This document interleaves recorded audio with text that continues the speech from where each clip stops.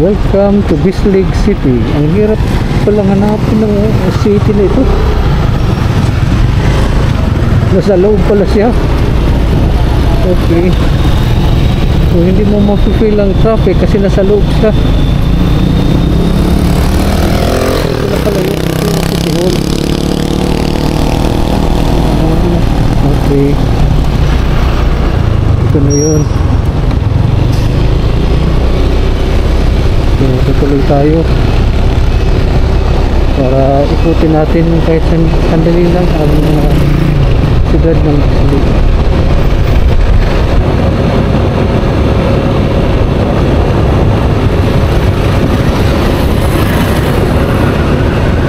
Pero bakit walang mga tinda dito?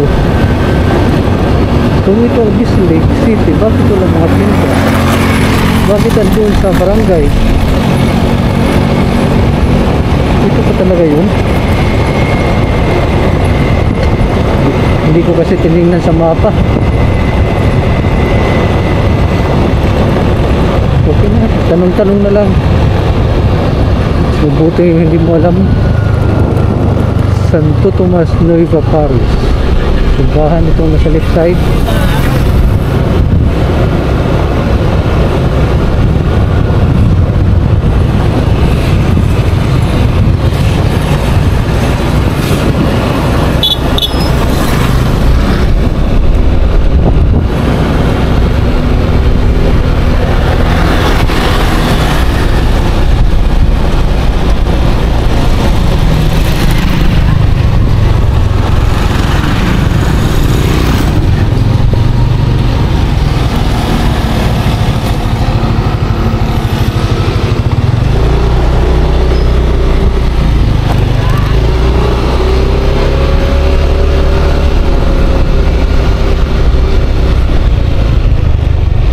Dito ay mag-iikot-ikot tayo.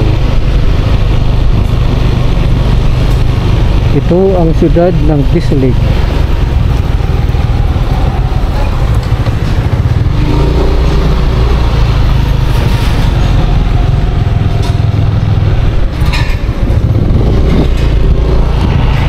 Medyo nawiwerduhan lang ako kasi siyudad siya,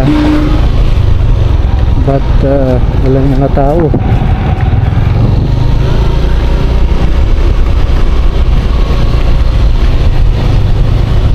Ito yung kanilang market, Bislig Market.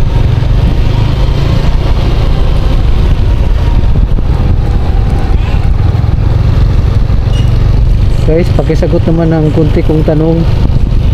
Bakit yung Bislig City kunti lang ang tao?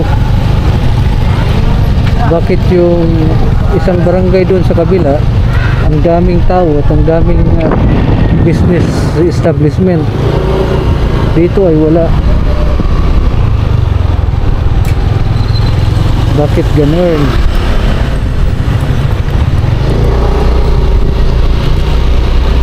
So, iikot ko kayo sa lugar na ito.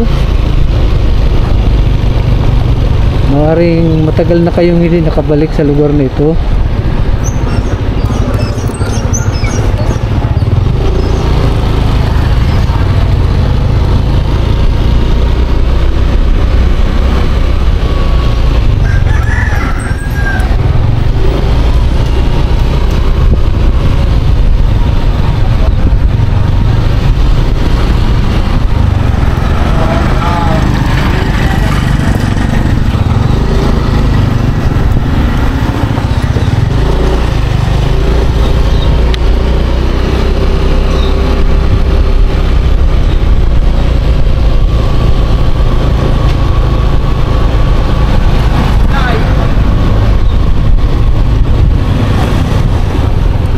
Mukhang hindi yata magandang pagka set up ng vlog ko dito ngayon. In-expect ko kasi na ito yung city, kaya konti lang ang binidyohan ko dun sa barangay o munisipyo ba yun na nadaanan ko. Mahagunoy. Bakit walang katao-tao dito? Walang mga establishment. Parang ano lang ito, residential area lang.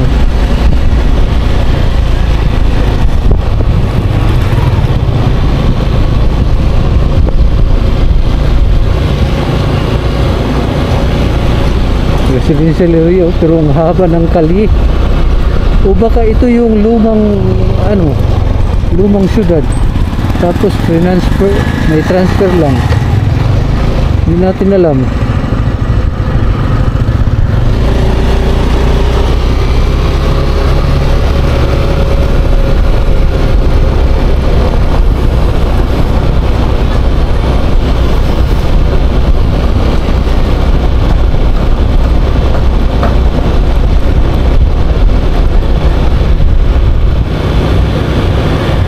Kaya nang magtanong sa akin kanina, sabi ko, saan yung Bislig?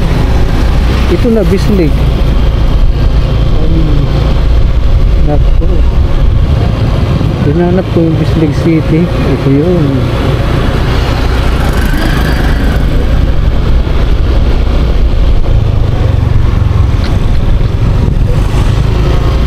So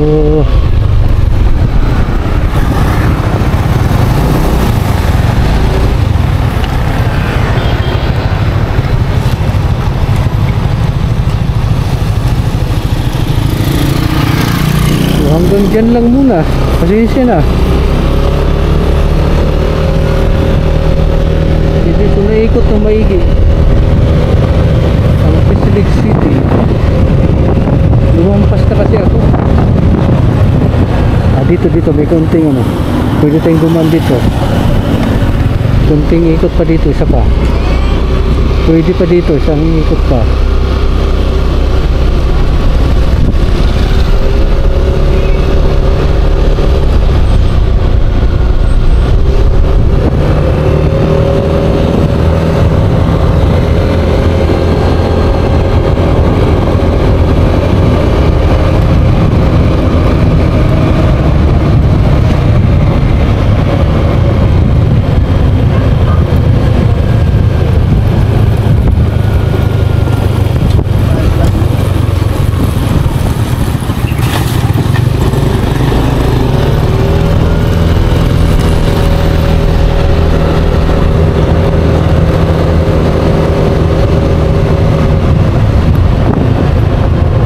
Ay nako,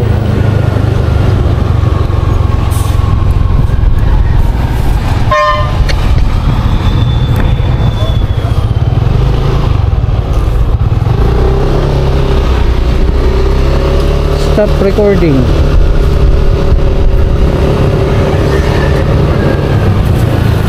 Stop recording.